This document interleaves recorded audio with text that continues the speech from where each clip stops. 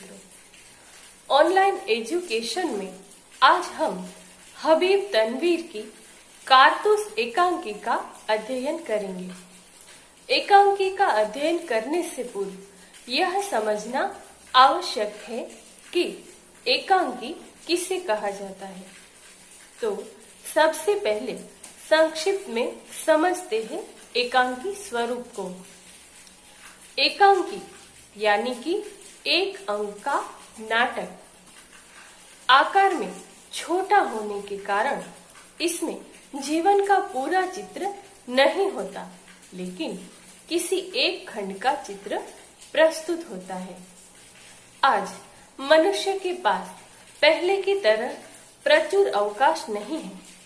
अपनी व्यस्तता के कारण महाकाव्यों तथा मोटे मोटे उपन्यासों को पढ़ने और नाटकों को देखने के लिए उसे पर्याप्त समय नहीं मिल पाता।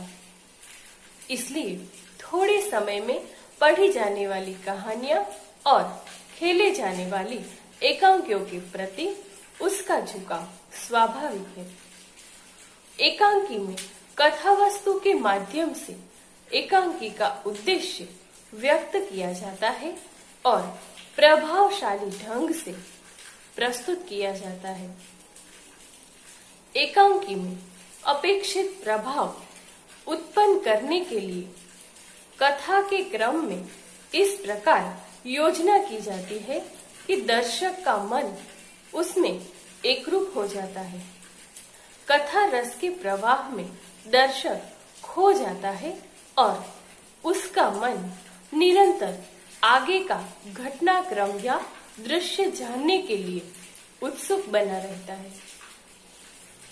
नाटकों में नायक तथा उसके सहायकों का चरित्र चित्रण मूलतः घटनाओं के माध्यम से किया जाता है, किंतु एकांकी के पात्रों के चित्रण नाटकीय परिस्थितियों, भीतर बाहर के संघर्षों के सहारे सांकेतिक रहते हैं। एकांकी के चरित्र चित्रण में स्वाभाविकता, यथार्थता और मनोवैज्ञानिकता का ध्यान रखना आवश्यक होता है। साहित्य की विभिन्न विधाओं की भाषा शैली अलग अलग होती है। एक सी विषय वस्तु के आधार पर कहानी भी लिखी जा सकती है और एकांकी भी लिखा जा सकता है और नाटक भी, किंतु उसी विषय वस्तु को कवि अपने ढंग से ग्रहण करेगा और नाटककार अपने ढंग से। भाषा का प्रयोग पात्र की शिक्षा, संस्कृति, वातावरण और परिस्थितियों के अनुरूप होनी चाहिए। एकांकी में देश, काल और कार्य व्यापार की अनविति होती है, यानी कि संपूर्ण घटना एक ही स्थान पर घटित हो और उसमें दृश्य परिवर्तन कम से कम हो। एकांकी का कोई न कोई उद्देश्य भी अवश्य होना चाहिए। एकांकी के सामाजिक एकांकी, पौराणिक एकांकी, ऐतिहासिक एकांकी, राजनीति से संबंधित एकांकी, चरित्र प्रधान एकांकी आदि कई सारे प्रकार हैं। हबीब तनवीर की कारतूस एकांकी एक ऐतिहासिक एकांकी है। उनकी एकांकी को समझने से पूर्व जानते हैं लेखक हबीब तनवीर के जीवन के बारे में। मंच की दुनिया के लेजेंड, प्रख्यात नाटककार, निर्देशक, पटकथा लेखक, गीतकार और शायर हबीब अहमद खान को हबीब तनवीर के नाम से जाना जाता है। वे रायपुर में पैदा हुए और अपने करियर की शुरुआत पत्रकारिता से की। वे ऑल इंडिया रेडियो से भी जुड़े रहे और उन्होंने इंग्लैंड में ड्रामा का तकनीकी प्रशिक्षण भी प्राप्त किया। आगरा बाजार और चरणदास चोर उनके प्रसिद्ध नाटक है। आगरा बाजार में नजीर अकबर आबादी की शायरी उनके व्यक्तित्व और उनके युग को प्रस्तुत करती है। इसमें प्रशिक्षित कलाकारों के बजाय सड़कों और गलियों में संगीत वाद्य यंत्र और तमाशा दिखाने वालों ने अपनी कला के जौहर दिखाए हैं। उन्होंने अपनी पत्नी मोनिका मिश्रा के साथ नया थिएटर के नाम से एक थिएटर कंपनी की स्थापना की थी। गांधी ब्लैक एंड व्हाइट और मंगल पांडे सहित हबीब तनवीर ने 9 फिल्मों में अभिनय किया। वे राज्यसभा के सदस्य भी बनाए गए। चरणदास चोर हबीब तनवीर का सबसे लोकप्रिय नाटक रहा। हबीब तनवीर का जन्म 1 सितंबर 1932 को रायपुर में हुआ था, जो अब छत्तीसगढ़ की राजधानी है। उनके बचपन का नाम, जैसा कि हमने देखा, हबीब अहमद खान था।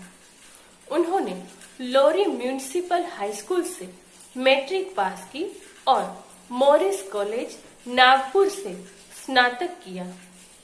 उन्होंने अलीगढ़ मुस्लिम विश्वविद्यालय से एमए किया। बचपन से ही उनको कविता लिखने का शौक चढ़ा। 50 वर्षों की लंबी रंग यात्रा में हबीब जी ने 100 से अधिक नाटकों का मंचन और सर्जन किया। उनका कला जीवन बहुआयामी था। वे जितने अच्छे अभिनेता, निर्देशक और लेखक थे, उतने ही श्रेष्ठ गीतकार, कवि, गायक और संगीतकार भी थे। उनकी नाट्य प्रस्तुतियों में लोकगीतों, लोक धुनों, लोक संगीत और नृत्य का सुंदर प्रयोग सर्वत्र मिलता है। उन्होंने कई वर्षों तक देश भर के ग्रामीण अंचलों में घूम घूम कर लोक संस्कृति और लोक नाट्य शैलियों का गहन अध्ययन किया और लोक गीतों का संकलन भी किया। हबीब तनवीर को संगीत नाटक एकेडमी अवार्ड, पद्मश्री अवार्ड, संगीत नाटक अकादमी फेलोशिप, पद्म विभूषण आदि जैसे सम्मानों से नवाजा गया। वे 1972 से 1978 तक संसद के उच्च सदन यानी कि राज्यसभा में भी रहे। लेखक के परिचय के बाद अब इस एकांकी की कथा वस्तु को विस्तार पूर्वक समझते हैं।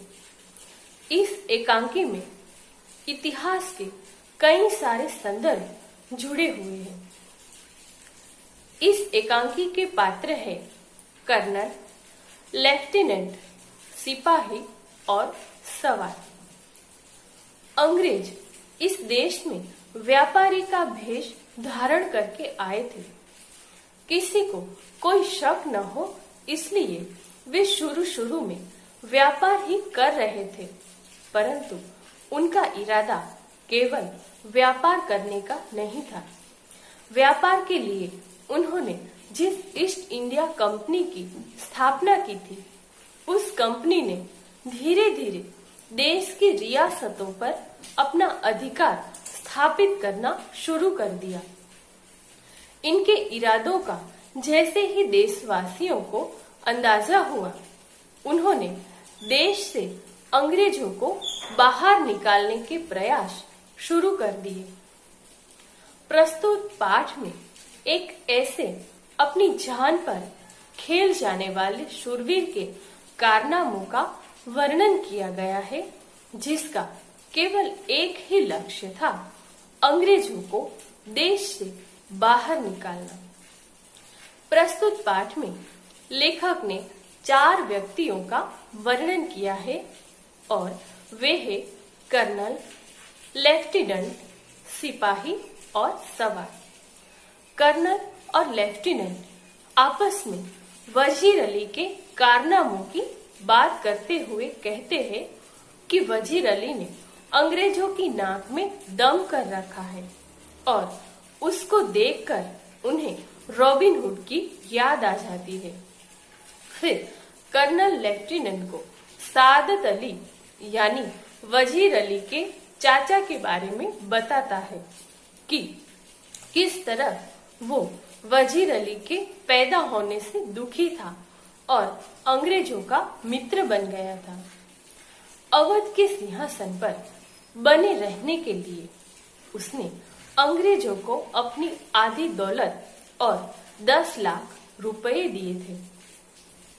लेफ्टिनेंट को जब पता चलता है कि हिंदुस्तान के बहुत से राजा, बादशाह और नवाब अफगानिस्तान के नवाब को दिल्ली पर हमला करने के लिए आमंत्रित कर रहे हैं, तो लेफ्टिनेंट की बातों में हामी भरते हुए कर्नल कहता है कि अगर ऐसा हुआ तो कंपनी ने जो कुछ हिंदुस्तान में हासिल किया है वह सब कुछ गंवाना पड़ेगा।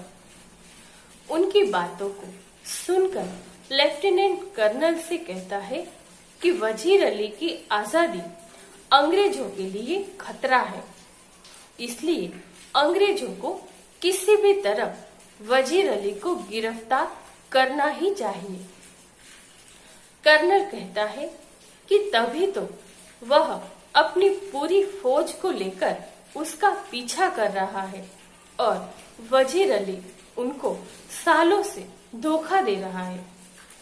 वजीर अली बहुत ही बहादुर आदमी है। वजीर अली ने कंपनी के एक वकील की हत्या भी की है।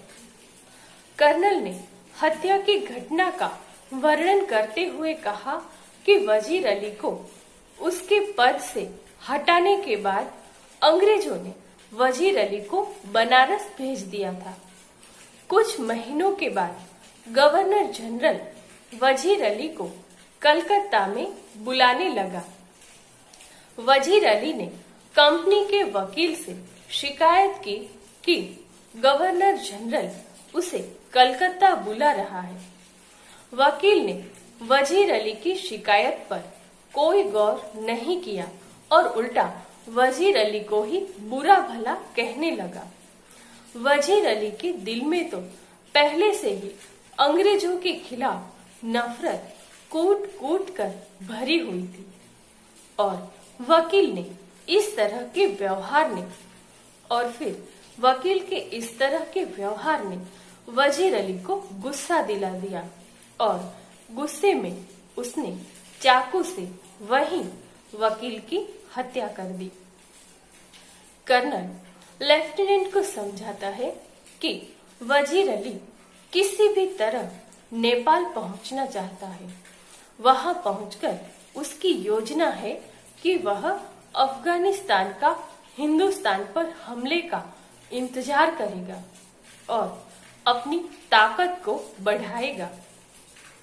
सादत अली को सिंहासन से हटाकर खुद अवध पर कब्जा करेगा और अंग्रेजों को हिंदुस्तान से निकालेगा। अंग्रेजी फौज और नवाब सादत अली खां के सिपाही बहुत ही सख्ती से वजीर अली का पीछा कर रहे हैं। अंग्रेजी फौज को पूरी जानकारी है कि वजीर अली जंगलों में ही छुपा हुआ है। लेफ्टिनेंट कहता है कि घोड़े पर सवार आदमी सीधा अंग्रेजों के तंबू की ओर आता मालूम हो रहा है। लेफ्टिनेंट और कर्नल बात कर रहे हैं। ऐसे में उसे सूचना मिलती है कि सवार सीधा उनके खेमे की ओर आ रहा है। घोड़े के टापों की आवाज बहुत नजदीक आकर रुक जाती है। सिपाही अंदर आकर कर्नल से कहता है कि वह सवार उससे मिलना चाहता है। कर्नल सिपाही से उस सवार को अंदर लाने के लिए कहता है। कर्नल सवार से अंदर आने का कारण पूछता है। सवार कर्नल से कुछ कारतूस मांगता है और कहता है कि वह वजीर अली को गिरफ्तार करना चाहता है। यह सुनकर कर्नल सवार को 10 कारतूस दे देता है और जब सवार से नाम पूछता है तो सवार अपना नाम वजीर अली बताता है और कहता है कि कर्नल ने उसे कारतूस दिए हैं, इसलिए वह उसकी जान को बख्श रहा है। इतना कहकर वजीर अली बाहर चला जाता है। घोड़ों की टापों की आवाज से लगता है कि वह दूर चला गया है। तो इस प्रकार जिनको ये सैनिक ढूंढ रहे हैं, वह आदमी वजीर अली उसी के खेमे पर आता है और कारतूस लेकर बहादुरी से चला भी जाता है। तब तक किसी को कुछ पता भी नहीं चलता और ना ही कुछ समझ आता है। तो सवार यानी कि वजीर अली आकर के कारतूस लेकर दूर चला जाता है। इतने में लेफ्टिनेंट अंदर आता है और कर्नल से पूछता है कि वह सवार कौन था। कर्नल अपने आप से कहता है कि वह एक ऐसा सिपाही था जो अपनी जान की परवाह नहीं करता, और आज ये कर्नल ने खुद देख लिया था। तो यह था इस कहानी का कथा वस्तु।